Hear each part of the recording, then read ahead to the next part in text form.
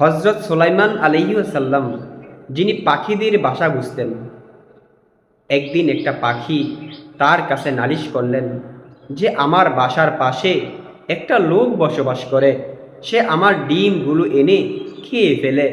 হজরত সুলাইমান আলাইহিসসালাম ওই দুষ্ট লোককে ডেকে এনে বলল যে পরের বার যখন পাখি ডিম পারবে তখন ওই ডিমগুলো তুমি খাবে না।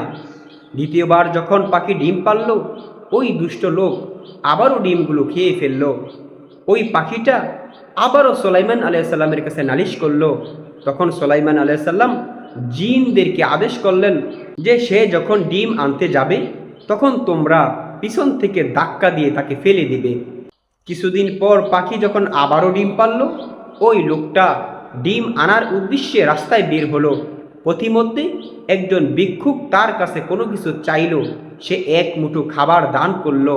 সে ভিক্ষুককে দান করে আবারও পাখির ডিমগুলো এনে খেয়ে ফেলল। পাখি যখন আবারও সুলাইমান আলাইহিসসালামের কাছে নালিশ করলো, সুলাইমান আলাইহিসসালাম রেগে গিয়ে জিনদেরকে বলল, তোমরা কেন আমার কথা অমান্য করলে? জিনেরা বলল, আমরা যখন তাকে ধাক্কা দিব তখন দুজন ফেরেশতা আমাদেরকে বাধা সৃষ্টি করলো। সম্মানিত বন্ধুগণ, তাহলে আমরা কি বুঝতে পারলাম?